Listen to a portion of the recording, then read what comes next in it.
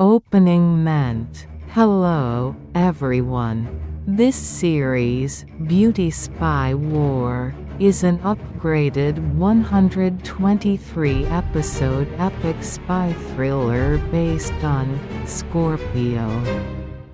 A finalist in the second Proud Korean Screenplay competition. Welcome to episode 36 of Beauty Spy War. In the last episode, Lee Jong-jae, Sang-wook's father and a vanished North Korean spy, met his tragic end. And Lee Eun-ah made a dramatic return to the National Intelligence Service. Sang-wook now faces interrogation by Jun-tae. Can he keep the organization's secrets safe? Meanwhile, the organization's blade has already been sharpened, aimed coldly at his back. Today's episode, the assassin comes to Sang-wook's Dvoke. Let's begin. Jun-tae returned to the interrogation room once again. Beside him, Agent Lee Eun-ah, assisting as a junior investigator, carefully observed Sang-wook's movements and reactions. Sang-wook, where are Hyuk-seo and Gilrim-shung right now? I told you. I don't know. You little bastard. You don't know even though he's your superior handler. Jun-tae barked at him, looking as if he might strike him at any moment. What the hell is a superior handler? I only know the Gyeongbu railway line. I already know everything. Your handler is Gilrim-shung, isn't it? Gilrim-shung? If you go to mainland China, there's a province called Jilin, you know? Sang-wook glanced at Eun-ah, who had entered as Jun-tae's assistant, and gave a crooked grin. It was clear the two had never met before. He didn't seem to realize. They were from the same organization. You must be new. Pretty face. I'd love to take you out on a date sometime. Sang-wook threw out the pointless joke, deliberately, trying to disrupt the interrogation. This bastard still hasn't come to his senses, huh? At that instant, Eun-ah seemed to rise from her seat. And then, without hesitation, she drove her long leg straight into Sang-wook's chest. It was less a kick than a full downward stomp with the sole of her foot.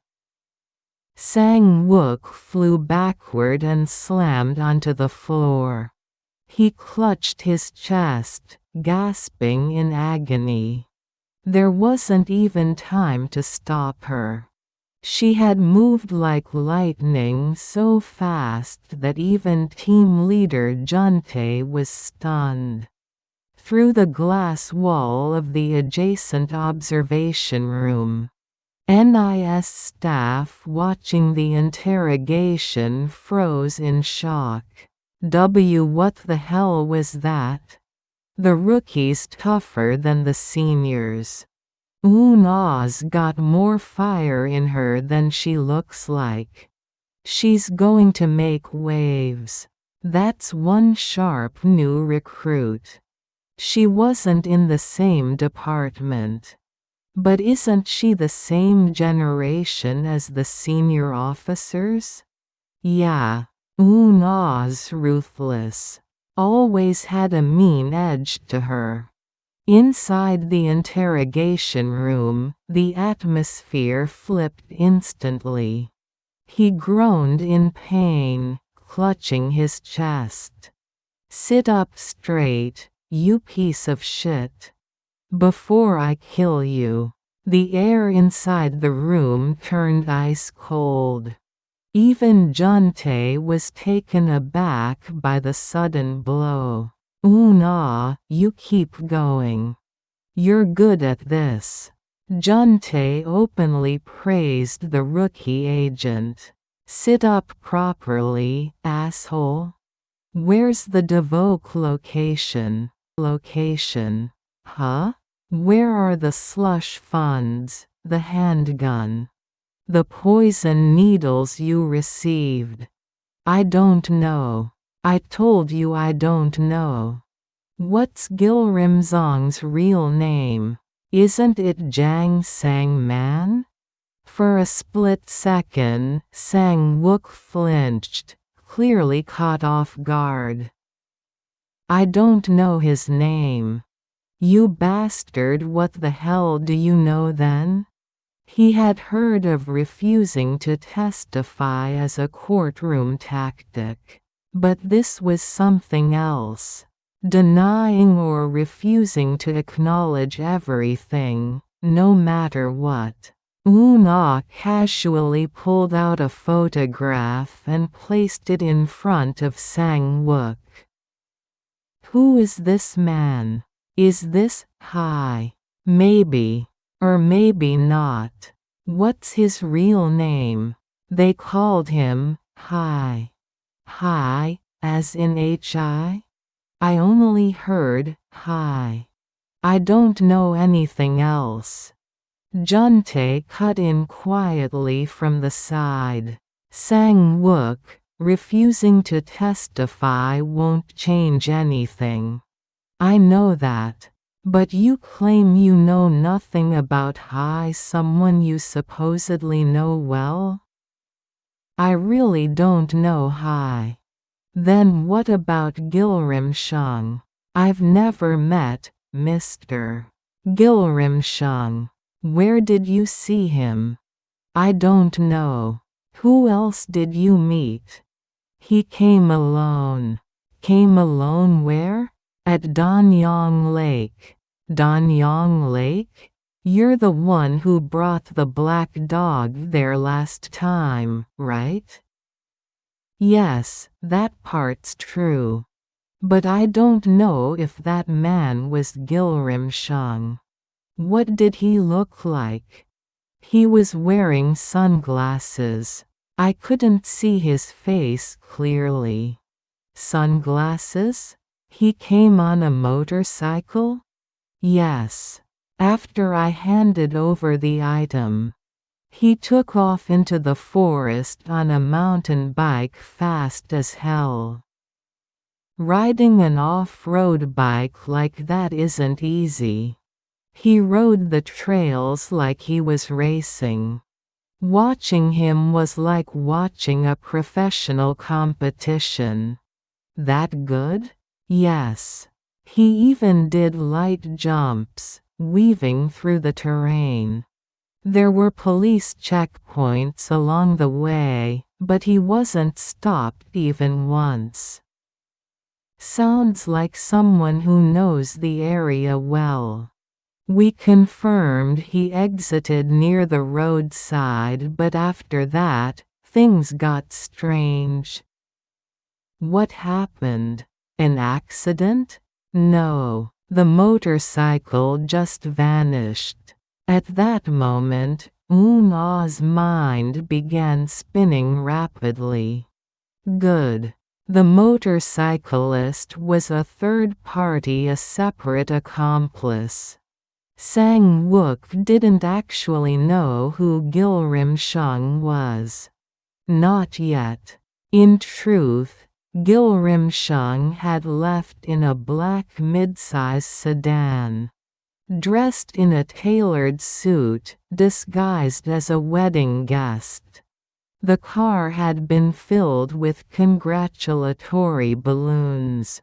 In case of police inspection, she already knew he had passed through checkpoints without issue and completed his mission. Sang-wook didn't know the details. Better to end this before he talks too much. Killing him would be the best way to protect the upper chain. Into the forest? Yes. Why? I delivered the item. So he must have had another objective. What kind of item? Heavy? Light? I don't know. It wasn't heavy. What do you mean you don't know? How can you deliver something without knowing what it is? Oh wait. I remember. Question mark. It was inside a waterproof zipper bag. I don't know what was inside. Tell us the whole story properly. I was only told to deliver the item from the Danyang Lake cruise ship to point A. A request? Or an order? Which was it? I got contacted from above. They told me to meet at point A. They even sent the coordinates. Eun-ah suddenly stepped into the exchange. Tell us who that above was. She wanted to know how much Sang-wook actually knew about his superior line. If he knew too much, it would be safer to kill him under some pretext. Whether he knew about the legally established cover for Gilrimshung. Whether he had ever spoken to anyone about Hyuk-saw. If he did, the cell's security was compromised beyond repair. I don't know who the superior was. Gilrimshung contacted me and told me to put the dog on the cruise ship ahead of time. Put the dog on the ship? Jun-tae and Eun-ah asked at the same time. They told me to secretly load it late at night. Too many passengers would cause chaos. So you did train the black dog? Yes. I trained it with a wireless receiver attached. Where? If you go past Dumumori. There are places almost nobody knows. Dumumori? Yes. Around Yangpyeong or Gapyeong, great scenery, clean water. Did the dog train well? Of course. Socialization from a young age, obedience training the basics. But can a dog really jump from a boat into the river on its own? Dozens of times. Left, right, forward training over and over. Training results? Yes. Dogs have better obedience than people. There's a method to it. Where is that dog now? I can't say. Why? Sounds like there's a reason you can't talk. Sang-wook stopped answering altogether. He knew too well pull out one wrong brick, and the entire tower would collapse. Jun-tae tried once more. Hai was caught in a brothel crackdown. There's a warrant and a composite sketch. Catching him is only a matter of time. Hung, I really don't know. I'll tell you everything later. There was no other choice. Jun-tae decided to release Sang-wook for 3 days to draw out more information. 3 days. Exactly 3. If I hear nothing by then, I'll assume you've turned and I'll put a bullet in your skull myself. As he left, Sang-wook silently grabbed Jun-tae's palm and wrote something on it. Gilrimshung Busan.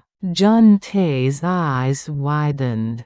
He mouthed silently. Busan? You mean Busan? Sang-wook nodded quietly. Jun-tae gave his shoulder a light tap in thanks. So where are you going now? I have something I need to handle on my own. At least tell me roughly. I can assign agents. No, I'll be back. Fine. Turn yourself in. Let's save everyone.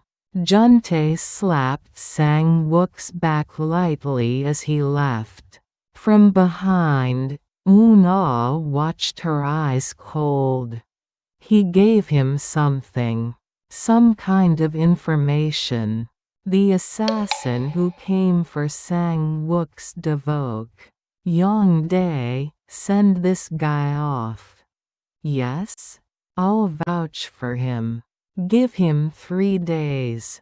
Just 3. What if he disappears or runs? If I say send him, then send him. I wouldn't say this if I couldn't take responsibility. Yes.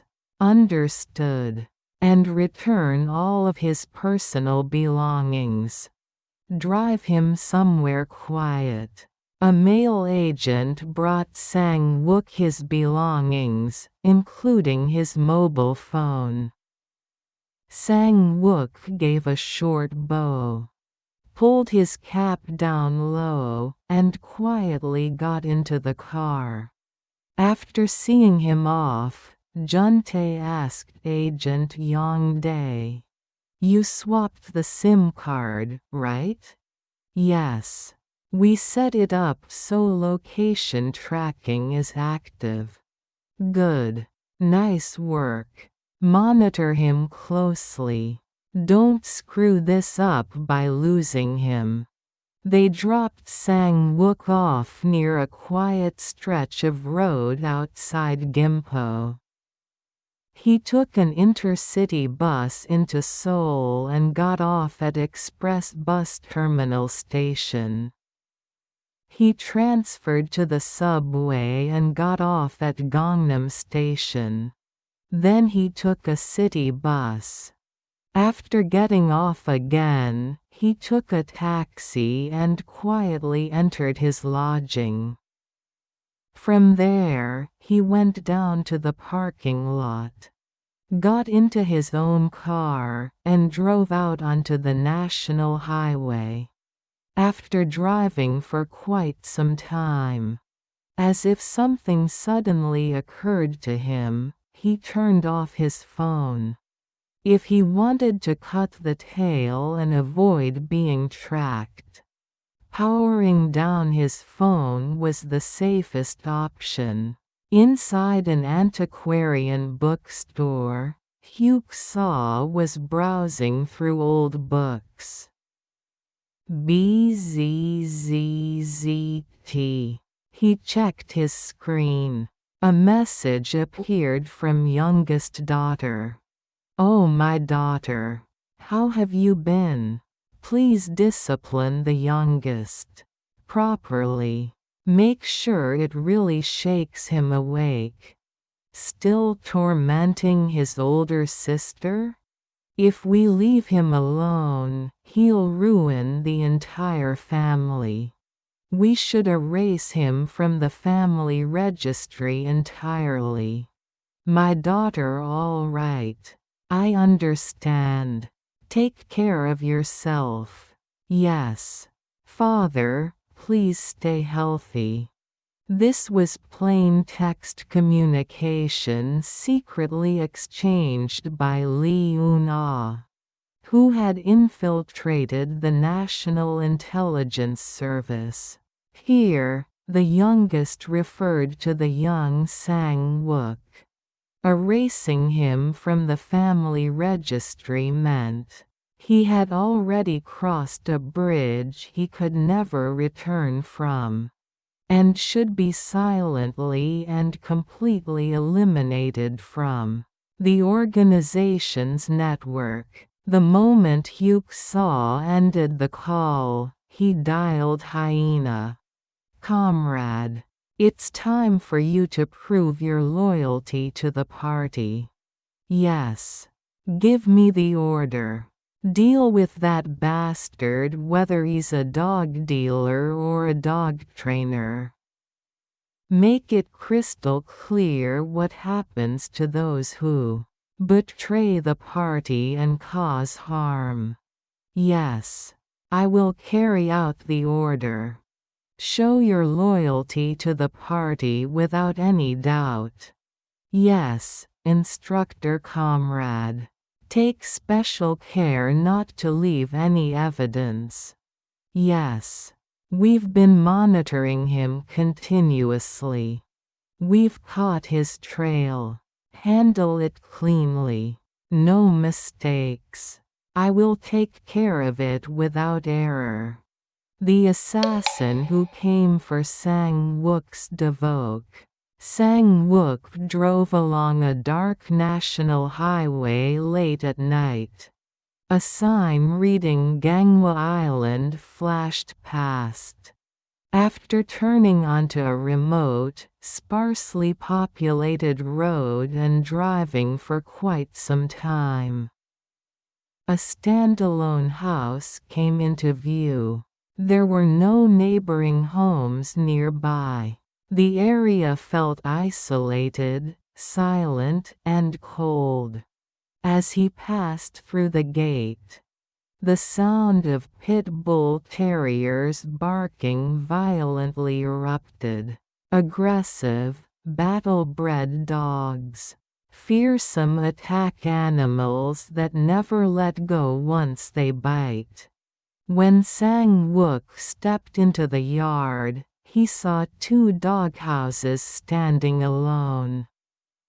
He walked straight over and gently petted the 2 pit bulls. The dogs wagged and reacted warmly to their owner's touch. He then slightly lifted the 2 doghouses, standing side by side, and moved them aside.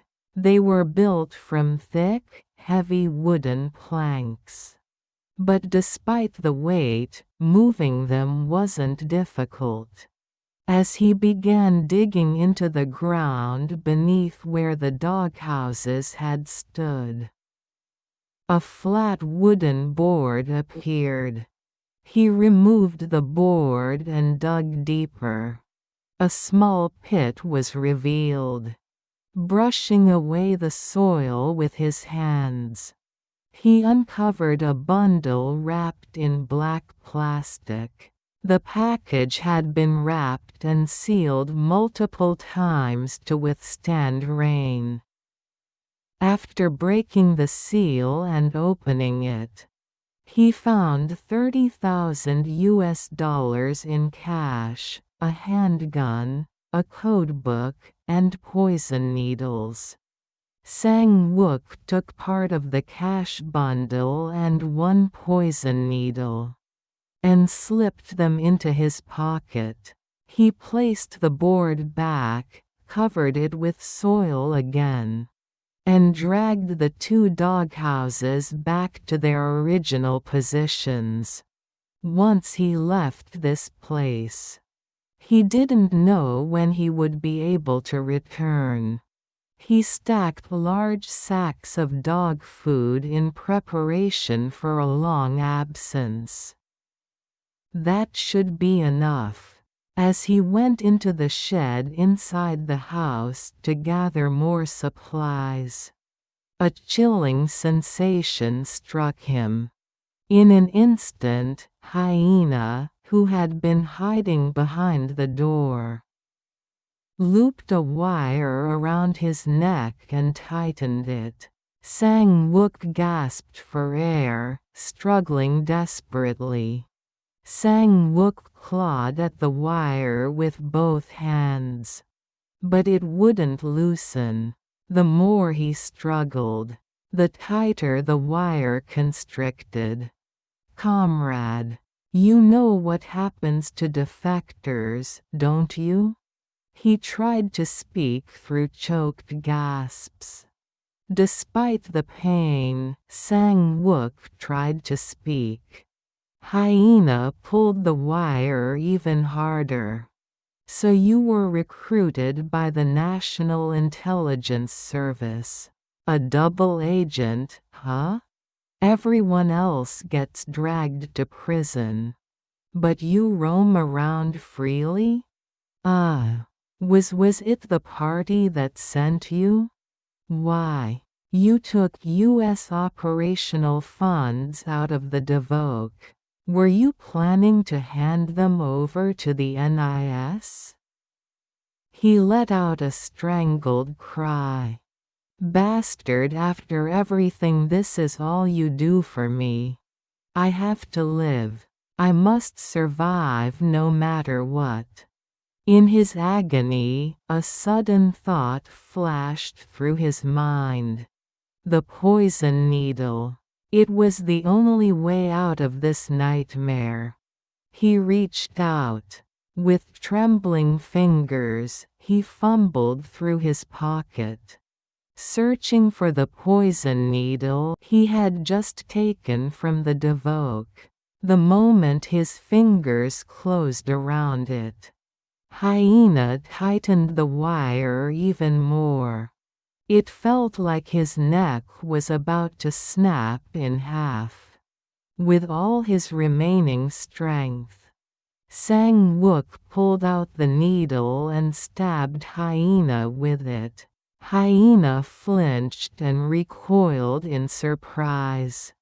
The poison needle dangled uselessly, embedded in Hyena's thick military-grade vest.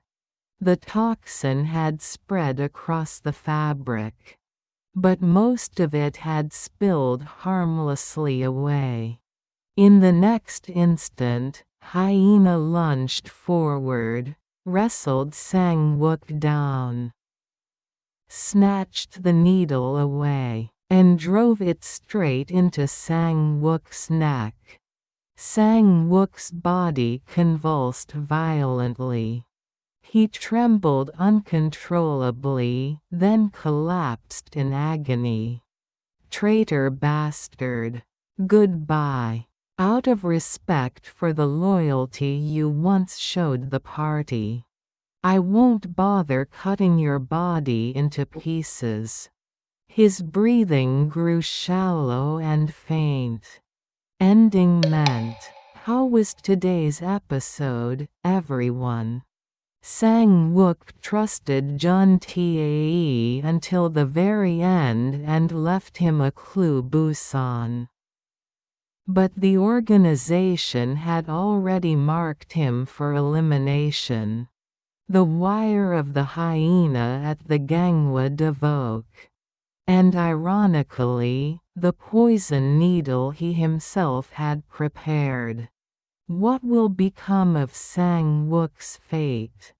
In the next episode, Jun-tae heads to Busan, and Eun-ah's next move unfolds. Stay tuned for the mounting tension. Beauty Spy War releases new episodes every Monday, Wednesday, and Friday, featuring 2-episode compilations on weekends. Your subscriptions, likes, and notifications mean the world to us. See you in episode 37. Thank you.